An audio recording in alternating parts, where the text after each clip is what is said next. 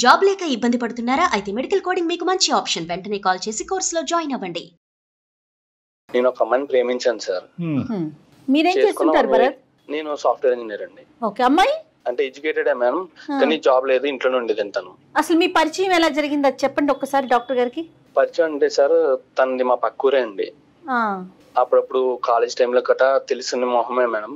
అయితే తనని ఒక బస్ లో పరిచయం అవడం వల్ల 1 year నుంచి అలాగా డీప్ గా లవ్ చేసుకున్నాం మేడం. ఇంట్లో ఒప్పుకోకపోతే ఇంట్లో ఒప్పించి మరి ప్రేమించి ఇద్దరిని 2 వైపులా ఒప్పించి మరి నేనే మ్యారేజ్ చేసుకున్నాను మేడం. ప్రేమించుకున్నప్పుడు భరత్ అంతా కూడా స్మూత్ గానే ఉంది. అప్పుడు ఏం డిఫరెన్స్ ఆఫ్ ఒపీనియన్ కానీ ఏమీ రాలేదు. ఓన్లీ థింగ్ ఏంటంటే పెద్దలు అంగీకరించకపోవటం, ఆ ఇరువైపుల పెద్దల్ని మీరే అంగీకరించేటట్టు విధంగా చేసుకున్నారు, అంతే కదా? అవును సార్. పెళ్ళి అయ్యి ఎంతకాలం అయింది?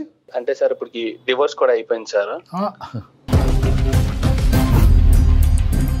అంటే సార్ 1 year తర్వాత డైవర్స్ కి అప్లై చేసాను సార్. తను నా మాట వినకుండా అసలు నేను ఎక్కడికి వెళ్తున్నావు, ఎందుకు వెళ్తున్నావు మాట్లాడితే ఇదే sir. Office software office timings అంటే మీకు తెలియదే ఉంది సార్. ఎప్పుడు ఆఫ్టర్నూన్ 11కి వెళ్తాం, నైట్ 12-2 కూడా అవుతుంటది. ఆ నైట్ టైంలో ఫోన్స్ వస్తుంటే ఎవరు చేశారు, ఎందుకు చేశారు, లేడీస్ ఎందుకు మాట్లాడుతున్నారు, ఇలా తలలు ప్రతి దానికి అనుమానించేసారు తను నన్ను. అసలు ఏ విషయం తను నచ్చ చెప్తామని అసలు వినేది కాదు సార్ నా మాట తను. మరి వాళ్ళ తల్లిదండ్రులు చెప్పించారా ఇది కరెక్ట్ కాదమ్మా అని చెప్పి? సార్ చెప్పించింది సార్. చాలా వాళ్ళ పేరెంట్స్ కూడా చెప్పారు సార్ వద్దని. వాళ్ళ పేరెంట్స్ మాట వినలేదు, మా పేరెంట్స్ మాట వినలేదు సార్ తను. ఈ ఓవర్ పొసెసివ్నెస్ అనేటటువంటిది పెళ్ళైనటువంటి కొత్తలో చాలా సర్వసహజం ఆడవాళ్ళకి. దాన్ని శృతిమించినటువంటి పరిస్థితికి వెళ్ళి ఆ అమ్మాయిగానే ఆ ఊహ కాస్త ఇంకో లెవెల్కి వెళ్ళిపోయి డివోర్స్ వరకు వెళ్ళిపోయింది. అయితే సార్ తనకి నాకు విడాకులు అయిపోయి 1 year అవుతుంది సార్ ఆల్రెడీ. ఆ స్టోరీ క్లోజ్ అయిపోయింది. నాకు విడాకులు ఇచ్చేసాక ఇంకా నేను 6 నెలలు బయటకు రాలేక సార్. అలాంటి పరిస్థితుల్లో ఎన్నో బాధలు పడి ఆఫీస్ వర్క్ చేయలేక ఇవన్నీ మైండ్ లో పెట్టుకున్నాక ఇంట్లో ఇంకో సంబంధం చూసారు సార్. నాకు మూవ్ ఆన్ అవుదామని నేను ఓకే చెప్పాను సార్. ఇలాంటి ఇష్యూ మళ్ళీ జరగకూడదని నేను చేసుకోబోయే అమ్మాయికి కూడా మొత్తం వివరించాను సార్. నా లైఫ్, పాస్ట్ లైఫ్ ఏం జరిగింది, నేను వేరే అమ్మాయితో ఇలాగా పెళ్లి అయింది, ఇలా విడిపోయింది, లవ్ మ్యారేజ్ అని మొత్తం చెప్పాను సార్ తనకి. ఎంగేజ్మెంట్ అయిన అమ్మాయితోటి. అండ్ మాకు ఎంగేజ్మెంట్ అయ్యి కూడా ఎంతో కాలం కాలేదు సార్. గట్టిగా ఒక 4 months అవుతుంది సార్. ఇంకొక 1 month లో మ్యారేజ్ ఉంది సార్. అయితే సార్ ఈ లోపు మళ్ళీ తను నా దగ్గర నాకు ఎంగేజ్మెంట్ ఫిక్స్ అయిందని తెలిసి ఒక 3 months నుంచి తను నన్ను టార్చర్ చేస్తుంది సార్, నా ముందు భార్య. అవును సార్. డివోర్స్ అయిపోయినాయి కదండి. నాకు మ్యారేజ్ ఫిక్స్ అయిందని తనకి ఎలా తెలిసిందో తెలియలేదు సార్. ఒక రోజు ఇంటికి వచ్చి గొడవ చేసింది సార్. నా దగ్గరికి వచ్చి నువ్వు మంచివాడివి, నీ గురించి అసలు అలా అనుకోలేదు, నీకు అసలు ఏ అలవాట్లు లేవు, ఏ అమ్మాయి లేదు, నేను నమ్ముతున్నాను. అప్పుడు నా మాట నేను అసలు ఎందుకు ఇలా చేసానో కూడా తెలియలేదు, అయిపోయింది మళ్ళీ నేను పెళ్లి చేసుకో అని బతిమాలుతుంది సార్ నన్ను తను. ఏంటి ఇప్పుడు మళ్ళీ ఏమంటుంది? మళ్ళీ మీ ఇద్దరు రీమ్యారేజ్ చేసుకోవాలని కోరుకుంటుందా? అవును సార్. నీకు ఎంగేజ్మెంట్ అవ్వలేదని అనుకో, కరెక్ట్ గా ఎంగేజ్మెంట్ నీ పెళ్లి టైంకి ముందుకు రావటం ఏంటి? దానికంటే ముందు వచ్చి ఉంటే కనుక బహుశా ఆవిడలో ఏమైనా మార్పు కనిపించుంటే నువ్వు ఏమైనా ఒప్పుకుని ఉండేవాడేమో. మళ్ళీ నన్ను పెళ్లి చేసుకో అని చెప్పి సూసైడ్ అటెంప్ట్ చేసింది సార్. నేను పోలీస్ స్టేషన్ లో కంప్లైంట్ కూడా ఇచ్చాను సార్. తన వల్ల నాకు ఇలా ఇబ్బంది అవుతుంది, తన ఇంటికి వచ్చి సూసైడ్ అటెంప్ట్స్ చేస్తుంది, తనకి ఏమన్నా చేసుకుంటే నాకు బాధ్యత లేదని నాకు భయం వేస్తుంది సార్ తను ఏం చేసుకుంటుందని. అది కూడా కరెక్ట్ కాదు, దాన్ని మేము సమర్థించం కూడా. ఎందుకంటే అకారణంగా వెళ్ళిపోయినటువంటి అమ్మాయి తన జీవితాన్ని నాశనం చేసుకుని నీ జీవితాన్ని పాడు చేసి ఈరోజు మళ్ళీ నీ జీవితాన్ని బాగు చేసుకుని వేరే అమ్మాయికి ప్రామిస్ చేసేటటువంటి క్రమంలో మళ్ళీ దూరి మళ్ళీ జీవితాలు చెడగొట్టేటటువంటి దాన్ని మేము ఎలా ప్రోత్సహిస్తాం? నీకు వద్దు, మాకు వద్దు. కానీ ఈ అమ్మాయి బారి నుంచి నువ్వెలా తప్పించుకుంటావు? నువ్వు పెళ్లి చేసుకోబోయేటటువంటి అమ్మాయి ఎలా తప్పించుకుంటుంది? పోలీస్ కంప్లైంట్ ఇచ్చాక కొద్ది తగ్గిందా ఈవిడ? పోలీస్ కంప్లైంట్ ఇచ్చాక తను కొద్దిగా తగ్గినా కానీ సార్ ఇప్పుడు తను ఒక చిన్న డిస్టర్బెన్స్ చేసి వెళ్ళిపోయింది సార్. ఇప్పుడు కూడా ప్రేమించే అంటే నేను పెళ్లి చేసుకోబోయే అమ్మాయికి తన ఆఫీస్ స్పేస్ కి వెళ్ళి మరి నా గురించి బ్యాడ్ గా చెప్పింది తను. చూసారా, ఇక్కడ బాంబు పేలకపోతే అక్కడ ఒత్తిలిగిస్తుంది అమ్మాయి. అంతే జుట్టు అందకపోతే కాళ్ళు. మరి అంటే ఏమని చెప్తుంది? ఏం చెప్పడానికి ఏముంది ఇక్కడ? నా వల్ల తను ఇబ్బంది పడినట్టు, నేను తాగుబోతుని తిరిగిపోతుని, తను ఎంతో ఇబ్బంది పెట్టినట్టు ఇలా ఒక్కరి కాదు సార్ 3 చేత చెప్పించింది సార్ తనకి. నా దగ్గర రావడానికి సార్ తన వేసి ప్లాన్ అంతా ఇది. నీ దగ్గర రావడం ప్లాన్ కంటే ముందు ఈ పెళ్లిని చెడగొట్టాలనే మోటో ఏంటంటే నువ్వు సుఖపడకూడదు, తనకు కానటువంటి వాడు ఎవరికి చెందకూడదు, ఇంకా ఇతని జీవితంలోకి వేరే వాళ్ళు రాకూడదు, మళ్ళీ ఆ అమ్మాయి రావాలి, మళ్ళీ ఆ అమ్మాయి నిన్ను ఉడుం పట్టుగా బిగించాలి, నిన్ను ఊపిరి పీల్చుకోనివ్వకూడదు. ఇదే పద్ధతి కంటిన్యూ అవుతుంది. సరే, ఆ అమ్మాయి మార్పు వచ్చిందో లేదో అనేటటువంటిది ఈ రోజు అప్రస్తుతం. అదేమి ఇప్పుడు అది పెద్ద మాట్లాడుకోవాల్సినటువంటి అవసరం లేదు. కానీ ఇప్పుడు నీ జీవితాన్ని పాడు చేస్తున్న అమ్మాయి ఈ రోజు వచ్చి మళ్ళీ ఆ అమ్మాయి జీవితాన్ని పాడు చేస్తుంది కదా. అవును సార్. ఈ అమ్మాయి ఫస్ట్ మ్యారేజ్ సెకండ్ మ్యారేజ్ అప్పుడు నువ్వు చేసుకోబోయే అమ్మాయి ఫస్ట్ మ్యారేజ్ సార్. తను ఫస్ట్ మ్యారేజ్. పూర్తిగా మీరిద్దరు ఒకరినొకరు అండర్స్టాండ్ చేసుకున్నారు ఈ 4 months లో? పూర్తిగా అండర్స్టాండింగ్ చేసుకున్నాను సార్. తను నన్ను నమ్మింది సార్. అండ్ ఈ విషయం జరగగానే తన గురించి నా గురించి బ్యాడ్ గా చెప్పగానే తను నాకు ఫోన్ చేసి ఇదేంటని అడగగానే తనకు ఎక్స్ప్లెయిన్ చేశాను సార్. కానీ తను కలిసి కూడా మాట్లాడాను సార్.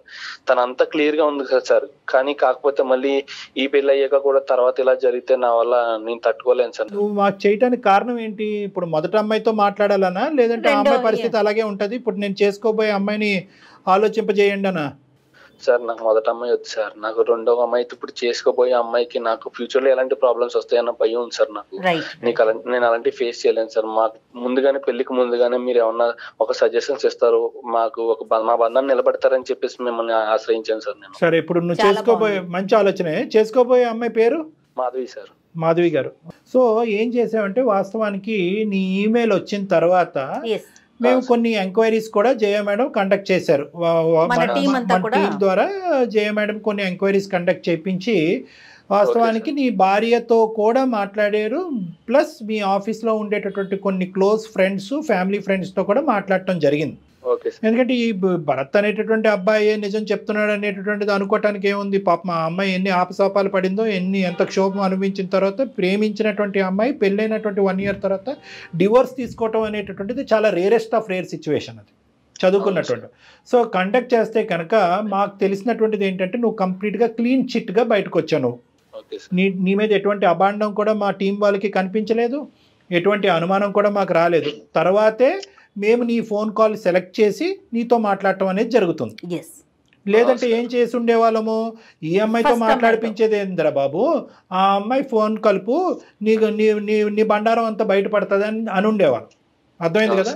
సో అది కూడా మా ప్రేక్షకులకు అర్థం అవ్వాలి కాబట్టి ఈ అంశం కూడా నేను నీ ఎదురుగుంటే నేను తెలియపరుస్తున్నాను. నీకు తెలియదు, నీ గురించి నీ బ్యాక్గ్రౌండ్లో చాలా ఎంక్వైరీస్ జరిగినాయి. ఆ మొత్తం ఎంక్వైరీస్లో నువ్వు క్లీన్ చిట్గా క్లారిటీతో బయటకు వచ్చావు. కాబట్టి ఇప్పుడు నెక్స్ట్ ఇన్ ఎజెండా మేము మాట్లాడవలసినటువంటి వ్యక్తి ఎవరైనా ఉన్నారు అంటే కనుక అది నీకు కాబోయేటటువంటి భార్య మాధవి గారు. సో ఇప్పుడు నువ్వు కాన్ఫరెన్స్ కాల్ కలుపు. आपका कॉल होल्ड पर है, लाइन पर बने रहें या कुछ देर बाद कोशिश करें. హలో, ఎక్కడున్నావు? నేనా ఆఫీస్ లో ఉన్నా. నువ్వు ఎక్కడున్నావు? నేను ఆఫీస్ లో ఉన్నా. దేవి ఏమన్నా ఫోన్ చేసిందా మళ్ళీ నీకు? తన నుంచి అయితే ఏం కాల్స్ రాలేదు. ఏమైనా మెంబర్స్ అలా వస్తే బ్లాక్ లోనే పెడుతున్నా. నీకేమైనా కాల్ చేసిందా? లేదు, నాకు కాల్ రాలేదు. తను నిన్న ఎలా బ్రెయిన్ వాష్ చేస్తుందేమో అన్న భయం నాకు ఉంది. నా లైఫ్ లో సిచ్యువేషన్స్ అన్ని నీకు చెప్పాను. నీకు మొత్తం తెలుసు. మన ఫ్యూచర్ లో ఎలాంటి ప్రాబ్లం రాకూడదంటే మనం దీనికే ముందుగానే ఆలోచించుకుని మాట్లాడుకుంటే బాగుంటుంది అని చెప్పేసి నేను కళ్యాణ్ చక్రవర్తి గారితో మాట్లాడాను. నేను పెళ్లికి చేసుకోవడం పనుల కన్నా ముందు మనం రెడీగా ఉండాలి కదా. మన ఫ్యూచర్ బాగుంటేనే కదా. అందుకే ఒకసారి నీతో డాక్టర్ గారు మాట్లాడతారంటే ఒకసారి మాట్లాడతాను. చాలా సింపుల్ అండ్ స్ట్రైట్ అమ్మాయిలా అనిపిస్తున్నావు అమ్మ మాధవి. చాలా సంతోషం నీతో మాట్లాడుతున్నందుకు.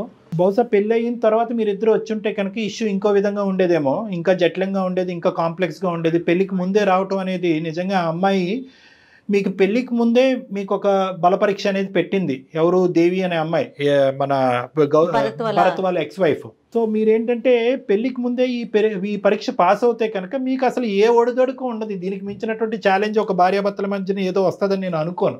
ఫస్ట్ క్వశ్చన్, డివోర్సింగ్ చేసుకోవాల్సిన అవసరం ఏముంది?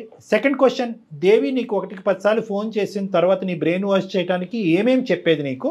అవి నువ్వు ఎలా టాలరేట్ చేసావు, ఎలా తిరిగి సమాధానం చెప్పావు? భరత్ గురించి మ్యారేజ్ ప్రపోజల్ వచ్చిందో నాకు తన క్యారెక్టర్ గానీ, తను లైఫ్ లో ఫస్ట్ మ్యారేజ్ చేసుకుని ఇంత ఫేస్ చేశాడు, ఓకే మన నుంచి ఒక అబ్బాయికి మంచి లైఫ్ దొరుకుతుంది అని ఆలోచించి, మళ్ళీ వాళ్ళ పేరెంట్స్ గురించి ఆలోచించి, వాళ్ళ సైడ్ అంతా నాకు మంచిగా అనిపించింది సార్. ఓకే, తిన్ని మ్యారేజ్ చేసుకుంటే నా లైఫ్ మంచిగా ఉంటుంది. భరత్ గురించి ఏమైనా ఎంక్వైరీస్ చేసావమ్మా దానికి ముందు? అంటే మీరు కానీ మీ కుటుంబ సభ్యులు కానీ భరత్ యొక్క క్యారెక్టర్ ఏంటి అనేది ఏమైనా ఎంక్వైరీస్ చేశారా, లేదంటే కేవలం అతను చెప్పేదే నమ్మారా? అంటే మ్యారేజ్ ప్రపోజల్ వచ్చిన తర్వాత మా ఫ్యామిలీ అంతా ఎంక్వైరీ చేసి తర్వాత మేము డెసిషన్ తీసుకున్నాం. సూపర్ అండి, సూపర్, నైస్ నైస్. మరి దేవి సంగతి చెప్పమ్మా. దేవి ఎన్నిసార్లు నీకు ఫోన్ చేసింది? ఏం చెప్పేది అది ఎలా డీల్ చేసేదాన్ని నువ్వు? నాకు అంటే మా భరత్ ఇట్లా డైవర్స్ అయిపోయిన తర్వాత మేమంతా ఓకే, మాకు వాళ్ళ ఫ్యామిలీ నుంచి ఏం ప్రాబ్లం లేదు, మా ఫ్యామిలీ నుంచి కూడా వాళ్ళకి ఏం ప్రాబ్లం లేదు, అందరికి ఓకే అనుకున్నప్పుడు మేము ఎంగేజ్మెంట్ చేసుకున్నాం సార్. దాని తర్వాత వన్స్ ఎంగేజ్మెంట్ అయిన ఒక 1 month నుంచి నాకు డైలీ కాల్స్ డిఫరెంట్ నెంబర్స్ నుంచి సార్ కాల్స్ వచ్చేది. ప్లస్ ఇప్పుడు డైరెక్ట్ గా ఎప్పుడైనా నేను ఆఫీస్కి వెళ్ళేటప్పుడు బస్ స్టాప్ లో వెయిట్ చేస్తున్నాను, లేదా బయట షాపింగ్ మాల్స్ కి వెళ్ళింటాను, లేదా ఫ్రెండ్స్ తో ఎక్కడికైనా వెళ్తాను, ఆ టైంలో వచ్చి డైరెక్ట్ గా నాకు ఒక అన్నోన్ పర్సన్స్ వచ్చి మీరే నా భరత్ ని మ్యారేజ్ చేసుకునే అమ్మాయి, ఇలా మీరు సెకండ్ మ్యారేజ్ చేసుకుంటున్న అబ్బాయిని ఎందుకు మ్యారేజ్ చేసుకోవాలనుకుంటున్నాడు, తను మిమ్మల్ని ఎందుకు మ్యారేజ్ చేసుకోవాలనుకున్నా ఒక్కసారి ఆలోచన. ఇలా నాకు కొంచెం మైండ్ అనేది డైవర్ట్ చేయడానికి చాలా మంది ట్రై చేశారు సార్. టెంపుల్స్ కి ఫ్యామిలీతో వెళ్తున్నా కూడా ఇప్పుడు నేను ఒకటే ఉంటే దాన్ని నేను వేరేలాగా అర్థం చేసుకొని నేను భరత్ తో మాట్లాడి ఏమైనా లైక్ ప్రాబ్లమ్స్ వస్తే క్లారిఫై చేసుకుంటాం. మా ఫ్యామిలీతో ఉన్నప్పుడు కూడా వచ్చి ఇలా ఆలోచించండి ఒకసారి, మీ అమ్మాయి లైఫ్ పోతుందేమో, ఇట్లా డైవర్స్ తీసుకున్న అబ్బాయితో ఎందుకు, తను ఎంత టార్చర్ చేశారో, మళ్ళీ మీ అమ్మాయి ఎన్ని ప్రాబ్లమ్స్ ఫేస్ చేయాలో, ఇలా వాళ్ళ మైండ్ ని కూడా చేంజ్ చేస్తా ఉన్నారు వాళ్ళు. మాక్సిమం ఎంత వరకు చెప్పాలో అంతవరకు చెప్తున్నారు, ఎట్లయినా ఈ పెళ్లి క్యాన్సిల్ చేయాలని, అంతేనండి? పెళ్లి క్యాన్సిల్ చేయాలని. ఈవెన్ మేడం యాక్చువల్లీ మ్యారేజ్ కి ఇంకొక 1 month ఉంది అనుకున్నప్పుడు కూడా మాకు అసలు నాకు మ్యారేజ్ వర్క్స్ మీద కానీ ఆఫీస్ వర్క్స్ మీద కానీ కాన్సన్ట్రేషన్ అసలు చేయలేకపోతున్నాను. మ్యారేజ్ చేసుకుంటే నేను నెక్స్ట్ సేమ్ ఇప్పుడు వీళ్ళు చెప్పే ప్రాబ్లమ్స్ ఏమైనా నా లైఫ్ లో నేను ఎలా ఫేస్ చేయాలి, మా ఫ్యామిలీకి ఏమైనా చెప్తే వాళ్ళు ఇన్ని జరుగుతున్నా కూడా నువ్వు వద్దు అనుకొని చేసుకున్నావు కదా, నువ్వే ఫేస్ చేసుకో అని వాళ్ళ నుంచి నాకు ఏం సపోర్ట్ రాకుండా మేమిద్దరం ఇలా గొడవలు ఆడుకుంటూ రోజు ఉంటే ఎలా ఫేస్ చేయాలని అలా ఒక మైండ్ నాకు చేంజ్ అయిపోతుంది మేడం. కాదు మాధవి, ఇంట్లో వాళ్ళు వద్దని చెప్తున్నారా? ఎందుకు ఇంత ఇష్యూ జరిగింది కదా, ఈ పెళ్లి వద్దు క్యాన్సిల్ చేసుకుందాం అంటున్నారా మిమ్మల్ని?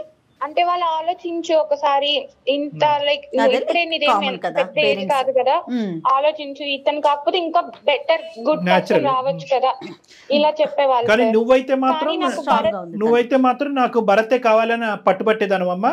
అవును సార్, కాకపోతే నాకు భరత్ లో తను ఫేస్ చేసిన ప్రాబ్లమ్స్ అన్ని తను ఎలా దాని నుంచి ఓవర్కమ్ అయ్యాడు, ఇవన్నీ నాకు నచ్చి ఇప్పుడు తను నెక్స్ట్ మ్యారేజ్ చేసుకున్న అమ్మాయిని ఎలా చూసుకుంటాడు, ఇవన్నీ నేను తన మీద నమ్మి నేను ఓకే చెప్పాను సార్. సరే మొత్తం చెప్పాను సార్, నా లైఫ్ లో జరిగిన విషయం ప్రతి విషయం చెప్పాను సార్. మీరు చేసిన చాలా మంచి పని అదే భరత్.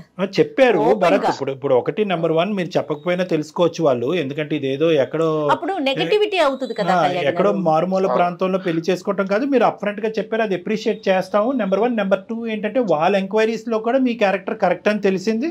ఇప్పుడు 3వ ఫేజ్ లో ఏంటంటే మా ఎంక్వైరీస్ లో కూడా మీ క్యారెక్టర్ కరెక్ట్ అని తెలిసింది. సో అన్ని విధాలుగా పాజిటివ్ గా. కానీ ఇక్కడ అమ్మాయికి ఉన్న డైలమా ఏంటంటే, ఆ అమ్మాయికి ఉండేటటువంటి భయంకరమైన సిచ్యువేషన్ ఏంటంటే, ఏ ఆడపిల్ల ముందుకొచ్చి తీసుకున్నటువంటి ఒక స్టెప్, ప్రేమించి సంవత్సరం పాటు ప్రేమించి ఇష్టపూర్వకంగా తల్లిదండ్రులని ఎదిరించో బతిమాలకో పెళ్లి చేసుకున్న మీరే 1 year మించి పెళ్లి నిలబెట్టుకోలేకపోయారు. అలాంటి అబ్బాయిని నేను కోరొచ్చి చేసుకుంటున్నాను, ప్రేమించుకున్నటువంటి అమ్మాయే తట్టుకోలేనటువంటి అబ్బాయిని నేను ముందుకొచ్చి చేసుకుంటే కనుక ఎంత సీవీ నచ్చి ఎంత గొప్పవాడి ఎంత మెచ్చినా కూడా రేపొద్దున నా పరిస్థితి కూడా సంవత్సరం తర్వాత ఇదే జరిగితే ఏంటి అనేటటువంటి ఆలోచన ఆ అమ్మాయిలోకి రావటం. దాంతోపాటు ఏంటంటే వెనక నుంచి వచ్చి దేవి ఈ విధంగా నలుగురి చేత 4 మాటలు చెప్పించి ఈ అమ్మాయి బ్రెయిన్ వాష్ చేయటం. ఈ అమ్మాయి ఏంటంటే ముందు నువ్వు వెనకతలు గొయ్యి, నచ్చినటువంటి అబ్బాయి, అన్ని బాగున్నటువంటి అబ్బాయి, ఎంతో సిన్సియర్గా చెప్పినటువంటి అబ్బాయిని చేసుకోవాలా, లేదంటే లోకం అంతా కూడా ఒకే తట్టి మీదకి వచ్చి ఎందుకు రిస్క్ అనేటటువంటి మాట దేవి మాటల్లో ఏమన్నా 1% అన్నా నిజం ఉందేమో, చేతులు దులుపుకుని ఎంగేజ్మెంట్ వరకే అయ్యింది కదా, ఏముందిలే పెళ్లి వరకు అవ్వలేదు కదా అని చెప్పి వెనక్కి వెళ్ళిపోవాలనేటటువంటి ఆలోచనతో ఆ అమ్మాయి చేసినటువంటి పోరాటం, ఇప్పుడు వరకు చేసినటువంటి పోరాటం బహుశా చాలా కష్టసాధ్యం. అది ఎందుకు 1% రిస్క్ ఉన్నా కూడా ఎందుకు ఇటువంటి దాంట్లో దిగాలి? పెళ్లి సంబంధాలు రాక, జీవితం లేక, కుటుంబం లేక, అన్నీ ఉన్నా కూడా అమ్మాయి నీ వెనకతలు వచ్చింది కాబట్టి నిజంగా వెరీ వెల్ అప్రిషియేటెడ్, చాలా గ్రేట్, నువ్వు చాలా అదృష్టవంతుడివి. కానీ ఇప్పటికీ కూడా మాధవి మనసులో ఒక డైలమా ఉంది. అవును సార్, డైలమా ఉందా, అనుమానం ఉందా, భయం ఉందా, ఏముంది? వరకు వెళ్తే వాళ్ళ నుంచి నేను ఇంకెన్ని ప్రాబ్లమ్స్ ఫేస్ చేయాలి, ఇలా చాలా రేపు సొసైటీలో నేను ఎలా ఫేస్ చేయాలి ప్రాబ్లమ్స్, ఇలా మ్యారేజ్ చేసుకుంటే అని నాకు ఒక డైలమాలో ఉన్నాను సార్ నేను. కదమ్మా, ఇప్పుడు దేవి డైరెక్ట్ గా అప్రోచ్ అయిపోతుందా నీకు ఇప్పుడు ఇంతకు ముందులా కాకుండా? అంటే అలా కూడా కాదు సార్, చాలా కాల్స్ డిస్టర్బ్ సార్, అసలు ఏం వర్క్స్ చేసుకోలేకపోతున్నాను. ఇంకా అమ్మాయి మీద ఏదైనా యాక్షన్ తీసుకోమని చెప్పి వెళ్ళటమే చట్టపరంగా, అంతే కదా. ఆల్రెడీ మీరు పోలీస్ కేసు ఫైల్ చేశారు కాబట్టి ఈ అమ్మాయి అనవసరమైన న్యూసెన్స్ చేస్తుందని చెప్పి న్యూసెన్స్ కేసు పెట్టచ్చమ్మా. మీరిద్దరు కూడా మీ ఇద్దరు కలిసిగట్టుగా వెళ్ళి మీరు న్యూసెన్స్ కేసు పెట్టచ్చు. ఇప్పటి వరకు ఆ అబ్బాయి పెట్టాడు, కానీ ఇద్దరు వెళ్ళి పెడితే కనుక ఆ అమ్మాయికి న్యాయస్థానం అంటే సరైనటువంటి పోలీస్ స్టేషన్లో కానీ సరైన బుద్ధి వస్తుంది. కానీ దానికంటే ముఖ్యం ఏంటంటే ఆ అమ్మాయిని ఇక్కడ డిలీట్ చేసి ఎలిమినేట్ చేయడం, ఈ జీవితంలో ప్రమేయం లేకుండా ఉండటం అనేటటువంటిది ఇక్కడ పెద్ద అంశం కాదు. ఎందుకంటే కనుక దానికి ఆ అమ్మాయి ఇప్పటికీ కూడా అదే ఓవర్ పొసెసివ్నెస్ అనేటటువంటి సినారియో కొనసాగిస్తుంది. నాకు దక్కనటువంటి, నేను ప్రేమించి నాకు దక్కనటువంటి అబ్బాయి ఎవరికి దక్కకూడదనే ఒక స్వార్థపూరితమైనటువంటి ఆలోచన, లేదంటే ఆ అమ్మాయి ఎక్కడ పప్పులో కాలేసింది అనేటటువంటి రియలైజేషన్ రావటం వల్ల ఎంత మంచి వ్యక్తిని నేను పోగొట్టుకున్నానో ఆ మంచి వ్యక్తిని మళ్ళీ నా జీవితంలో ఏదో విధంగా 600 106 రాబట్టుకోవాలి అనేటటువంటి ఆలోచన, దాంతో ఒక స్వార్థపూరితమైనటువంటి ఆలోచనతో పాటు ఒక సాడిస్టిక్ మెంటాలిటీ ఆ అమ్మాయిలో కనిపిస్తుంది అన్నది మనకు తెలుస్తుంది. మేము కూడా ఎంక్వైరీస్ చేసిన దాంట్లో ఏంటంటే కీ క్యారెక్టరిస్టిక్స్ ఆ అమ్మాయికి ఉన్నాయి. ఆ అమ్మాయికి ఒక నార్సిస్టిక్ పర్సనాలిటీ డిసార్డర్ అన్నట్టుగా మాకు తెలిసింది. అదంతా వేరే విషయం. నేను ఇక్కడ చెప్పేది ఏంటంటే ఆ అమ్మాయి ఎలాంటిది, ఆ అమ్మాయి నార్సిస్టిక్కా, సాడిస్టిక్కా, స్వార్థపూరితమా, లేదంటే మిమ్మల్ని ఇద్దరిని ధ్వంసం చేసి మళ్ళీ భరత్ని దక్కించుకునే ప్రయత్నం చేసిందా, లేదంటే భరత్ యొక్క జీవితం సర్వనాశనం అయ్యేంత వరకు ఆ అమ్మాయి నిద్రపోదా, ఇలాంటివి చాలా అంశాలు మనం మాట్లాడుకోవచ్చు. కానీ ఇక్కడ ప్రత్యేకంగా కావాల్సింది ఏంటంటే ఈరోజు పెళ్లి కావాల్సినటువంటి అబ్బాయిలు అమ్మాయిలకి నేను ప్రత్యేకంగా చెప్పేటటువంటి అంశం ఏంటంటే ప్రీ మ్యారిటల్ కౌన్సిలింగ్ అనేది చాలా ముఖ్యమైనటువంటి అంశం. ఇలాంటి వాటి గురించే ఒక సిచ్యువేషన్ ఫేస్ చేశాను నా లైఫ్ లో, మళ్ళీ ఇలాంటిది నేను ఫేస్ చేయడానికి రెడీగా లేను. నువ్వు ఇప్పుడు నా మీద ఎన్ని నమ్మకాలు పెట్టుకున్నా కానీ ఫ్యూచర్ లో తన మాటలు కొంచెం నిజం అనిపించచ్చు నీకు. మ్యారేజ్ కి ముందు ఈ ప్రాబ్లమ్స్ అన్ని సాల్వ్ చేసుకోవాలి. నెక్స్ట్ ఫ్యూచర్ లో ఇప్పుడు నువ్వు ఆ ప్రాబ్లమ్స్ ఫేస్ చేసి వచ్చావు, నేను ఆ ప్రాబ్లమ్స్ కూడా ఫేస్ చేయకూడదు నా మ్యారేజ్ లైఫ్ లో అని నేను డిసైడ్ అయ్యాను. సో అందుకే నేను కొంచెం ఇలా డైలమాలో ఉంటున్నాను. ఇక్కడ ఏంటంటేనమ్మా, ఒకటే మాధవి భరత్ మీ ఇద్దరికి చెప్పేది ఏంటంటే ఈరోజు ఇప్పుడు మీరు చేసినటువంటి ప్రయాణం ఒక 4 నెలలు మాత్రమే. దీనికంటే ఎన్నో 10 రెట్లు మీరిద్దరు ప్రయాణం చేయాలి. ఎన్నో సంవత్సరాల పాటు జీవితకాలం ప్రయాణం చేయాలి. ఇప్పుడు ఈ అమ్మాయి పెట్టినటువంటి వర్డ్స్, ఈ బీజాలు ఏవైతే ఆ అమ్మాయి నాటిందో నీ బ్రెయిన్లో, ఓకే భరత్ సంగతి తీసి పక్కన పెట్టేసి మాధవి, ఎప్పుడైతే ఏజ్తో పాటు నీకు ఒక మెచ్యూరిటీ, ఒక అవగాహన, ఒక ఆలోచన, ఎక్స్పోజర్, ఎక్స్పీరియన్స్ పెరుగుతాయో ఏదో ఒక చిన్నపాటి సంఘటన నీకు కనిపించవచ్చు. ఎవరితోనో మాట్లాడుతున్నాడో, ఎవరితో చాలా ఫెమిలియర్గా వ్యవహరిస్తున్నాడో అనేది. అప్పుడు ఏమవుతుందంటే ఆ చుక్క ఈ చుక్క కలవకూడదు. అప్పుడు దాని గురించి అనమాట ప్రీ మ్యారిటల్ కౌన్సిలింగ్ అనేది ఎందుకు చాలా ఇంపార్టెంట్ అంటే కనుక మీరు చెప్పుడు మాటలు వినకుండా మీ మనసుతో ఒకరినొకరిని అర్థం చేసుకోండి అనేటటువంటిది, ట్రాన్స్పరెంట్గా ఒకరినొకరిని అర్థం చేసుకోండి. ఏదున్నా కూడా సీక్రెట్స్ పెట్టుకోకుండా ఓపెన్గా డిస్కస్ చేసుకోండి. మీ ఇద్దరు లోపల ఉండేటటువంటి వ్యక్తిత్వపరమైనటువంటి లోపాలు మీరిద్దరు ట్రాన్స్పరెంట్గా డిస్కస్ చేసుకుని ఏది చేయగలం ఏది చేయలేము అనేది మీరు ఓపెన్గా డిస్కస్ చేసుకుంటే బయట నుంచి వచ్చేటటువంటి మాటలు మీ మనసులో ఇరుక్కోకుండా ఉంటాయి, ఇలాంటి పరిస్థితులు రాకుండా ఉంటాయి అనేది. మీ ఇద్దరి జీవితంలో ఈ అమ్మాయి వచ్చి చాలా పుణ్య కార్యక్రమం చేస్తుందని నేను చెప్పాలి. ఎందుకంటే కనుక ఏదైతే ఈ పార్టీ బ్యారియరు ఈరోజు దేవి అనే వ్యక్తి నీ జీవితంలోకి వచ్చి నీ బ్రెయిన్లో ఈ మాటలు పెట్టకపోతే కనుక మీ పేరెంట్స్ నువ్వు ఇంకొద్దు ముందుకెళ్ళి ఇంకొంత ఎక్స్ట్రా ఎంక్వైరీస్ చేసి ఉండేవారు కాదు. సుమన్ టీవీ వాళ్ళు మేము కూడా మా టీం వరకు వచ్చి మేము కూడా ఈ ఎంక్వైరీస్ చేసి ఉండేవాళ్ళం. ఇప్పుడు ఏంటంటే ఒక ఫ్రెష్ పేజ్గా నీకు భరత్ అనేటటువంటి వ్యక్తి నీ కళ్ళెదురుగుంటా ఉన్నాడు కాబట్టి బల్ల గుద్ది మనసు మీద చేసుకుని Bharat is made for each other, you both are made for each other అనేటటువంటిది మేము చెప్పగలుగుతున్నాం. 3 పాయింట్స్ జాగ్రత్తగా గుర్తుపెట్టుకోండి. ఒకటి, ఏ మ్యారేజ్ అయినా ప్రీ మ్యారిటల్ కౌన్సిలింగ్ అనేది ఇంపార్టెంట్ అని. ఎందుకంటే ప్రేమించే పెళ్లి చేసుకునే వాళ్ళైనా కానీ లేదంటే అరేంజ్డ్ మ్యారేజ్ అయినా కూడా ప్రీ మ్యారిటల్ కౌన్సిలింగ్ అనేటటువంటిది ప్రాబ్లమ్స్ వచ్చి చేసేటటువంటి కౌన్సిలింగ్ కాదు. ఒకప్పుడు ప్రాబ్లమ్స్ వస్తే కనుక దాన్ని ఎలా ఎదుర్కోవాలి, మనస్పర్ధలు వస్తే కనుక ఎలా ఎదుర్కోవాలి, భిన్నంగా ఆలోచించేటటువంటి పరిస్థితులు వస్తే కనుక, అంటే పెళ్లికి ముందు పెళ్లి తర్వాత ఒకేలాగా లేనటువంటి పరిస్థితి వస్తే కనుక ఆ ఛాలెంజెస్ని ఎలా ఫేస్ చేయాలి అనే దానికి ప్రీ మ్యారిటల్ కౌన్సిలింగ్ అనేది కరోనా వైరస్ రాకుండానే వ్యాక్సినేషన్ ఎలా అయితే చేసుకుంటున్నాం దాని లాంటిది అనమాట. ఇది ఒక వ్యాక్సిన్ లాంటిది, ముందు జాగ్రత్త చర్య. ఎగ్జాక్ట్లీ అండి, ఇది నెంబర్ 1 గుర్తుపెట్టుకోండి. నెంబర్ 2 ఏంటంటే ప్రీ మ్యారిటల్ కౌన్సిలింగ్లో ప్రధానంగా చెప్పేది ఏంటంటే ఇందాక నేను చెప్పినటువంటిగా ట్రాన్స్పరెన్సీ ఈజ్ వెరీ ఇంపార్టెంట్. ఎటువంటి లోపాలు ఉన్నా ఏమున్నా కూడా ముందస్తు చెప్పేసుకోండి. పెళ్లి తర్వాత చెప్దాము, ప్రేమ పెరిగిన తర్వాత చెప్తాము, అతని మనసు పెద్ద సముద్రం అంతా అయిన తర్వాత చెప్దామని అనుకోవటం కాదు, ముందస్తేనే చెప్పేసుకోండి. అది ఒక ట్రాన్స్పరెన్సీ. మూడో అంశం ఏంటంటే వ్యక్తిత్వ పరంగా లోపాలు ఏవైతే ఉంటాయి కనుక నేను ఇది భరించగలను, ఇది భరించలేను, దీని వరకు అయితే నేను టాలరేట్ చేస్తాను, ఇంతవరకు అయితే టాలరేట్ చేయను, నా జీవితంలో మా అమ్మ యొక్క ప్రభావం ఇంతవరకు ఉంటుంది, మా అక్క చెల్లెల ప్రభావం ఇంతవరకు ఉంటుంది, మా తండ్రి ప్రభావం ఇంతవరకు ఉంటుంది. ఎవరెవరు మీ ఇద్దరి జీవితంలో మధ్యస్థు దూరుతారో, ఎవరెవరి యొక్క ప్రమేయం మీ జీవితాల్లో ఉంటాయి అంటే మీ వ్యక్తిత్వాలే కాకుండా చుట్టుపక్కల ఉండేటటువంటి వేరే వాళ్ళ యొక్క వ్యక్తిత్వాలు కూడా మీ జీవితంలో ఎటువంటి ప్రభావం ప్రమేయం ఉంటుంది అనేది ముందస్తు మాట్లాడుకోవాలి. ఎందుకంటే ఇది చాలా ఇంపార్టెంట్. సార్ మ్యారేజ్ చేసుకున్నప్పుడు ఈ అబ్బాయి ఇలా ఉండేవాడు, పెళ్ళి అయిన తర్వాత వాళ్ళ అమ్మ మాట వింటున్నాడు, ఇది కూడా పెద్ద గోల మాకు వచ్చేది. అవునవును, ఇది పెద్ద ప్రాబ్లం. మా అత్త మాట వింటాడు, ప్రేమించేటప్పుడు ఏమొచ్చి నువ్వే ప్రపంచం, నువ్వే జీవితం, ఇలాంటి అమ్మాయిలు నేను చూడలేదని అంటాడు. పెళ్ళి అయిన తర్వాత వాళ్ళ అమ్మ పక్కనే కూర్చుంటాడు, వాళ్ళ అమ్మ చెప్పిందేమి అంటాడు, ఈకలు పక్కపక్కలో అనేది అంటూ ఉంటాడు. సో కాబట్టి ఏంటంటే వాళ్ళు చుట్టుపక్కల ఉండేటట్టు. అదేవిధంగా అబ్బాయిలు ఏమంటూ ఉంటారు, ఇదేంటి టైం దొరికినప్పుడల్లా మీ అమ్మకు ఫోన్ చేస్తావు, అమ్మ పప్పులో ఎంత ఉప్పు వేయచ్చు అని మీ అమ్మనే అడుగుతావు, అమ్మ ఈరోజు సాంబార్ వాడాలా లేదంటే తోటకూర వేపడి చేయాలని మీ అమ్మనే అడుగుతావు, అన్నింటికి మీ అమ్మని అడిగేటట్టు అయితే నేనెందుకు అని చెప్పి అబ్బాయిలు వచ్చి మా దగ్గర చెప్తాను. సో ప్రీమెరైటల్ కౌన్సిలింగ్ అనేది కేవలం మీ మనసులు మీ మనస్తత్వాలు అర్థం చేసుకోవటమే కాకుండా ఎవరెవరు ఎంత పాత్ర పోషిస్తారు మీ ఇద్దరి జీవితాలు అనే సబ్జెక్ట్ కూడా ఇరువైపులా అర్థం చేసుకోవడానికి ప్రీమెరైటల్ కౌన్సిలింగ్ అనేది ఫ్యామిలీ కౌన్సిలింగ్ కింద కూడా పనిచేస్తారు. ఎంత బలంగా ఉన్నా కూడా దేవి లాంటి వ్యక్తులు పదే పదే మీ జీవితాల్లో దూరి మిమ్మల్ని ఇబ్బంది పెట్టేటటువంటి పరిస్థితి వస్తుంది అంటే కనుక మీరిద్దరు ఇంకా చిన్నపిల్లలు, భవిష్యత్తు ఉంది. అటువంటి శాడిస్టిక్ మెంటాలిటీతో, నార్సిజం అనేటటువంటి ఆలోచన శైలితో వచ్చే దేవి లాంటి వ్యక్తులు మీ జీవితంలో వచ్చి ఇంకా చిందరవందర చేయకుండా మీరు పోలీస్ స్టేషన్కి వెళ్ళటం కానీ లీగల్ అడ్వైస్ తీసుకోవటం కానీ ఖచ్చితంగా అయితే మాత్రం చేయాలమ్మా రానున్న రోజుల్లో. Okay sir. బీ స్ట్రాంగ్ అండి, స్ట్రాంగ్ గా ఉండండి, డాక్టర్ గారి సలహాను తీసుకోండి. అవసరమైతే ఒక్కసారి మీ ఇద్దరు కూడా వచ్చి కలవచ్చు పర్సనల్. ఏమైనా ఉంటే కనుక రండి. 90% అంతా క్లియర్ అయిపోయింది అన్నట్టు నాకు అనిపిస్తుంది. ఏమైనా ఉంటే కనుక ఆలోచించరండి, లేని పక్షంలో రావద్దు. చెప్పినటువంటి సూత్రాలు మాత్రం గుర్తు పెట్టుకుని హ్యాపీగా ముందుకెళ్ళండి. మీరు చేస్తున్న రెగ్యులర్ కౌన్సిలింగ్ తో పాటుగా ప్రీ మ్యారిటల్ కౌన్సిలింగ్ కూడా కాస్త సమయాన్ని మీరు వెచ్చిస్తే బాగుంటుంది అనిపిస్తుంది కళ్యాణ్ గారు. ఎందుకంటే ఎవరైనా ఇప్పుడు ఆడియన్స్ చూస్తారో వాళ్ళకి కూడా ఒక క్లారిటీ వచ్చి ఉంటుంది, ప్లస్ అవసరం కూడాను. ఎవరికైనా కూడా ప్రీ మ్యారిటల్ కౌన్సిలింగ్ కావాలి, డాక్టర్ గారితో మాట్లాడాలి అనుకుంటే కింద స్క్రీన్ మీద కనిపిస్తున్న నెంబర్కి కాల్ చేసి అపాయింట్మెంట్ బుక్ చేసుకోవచ్చు.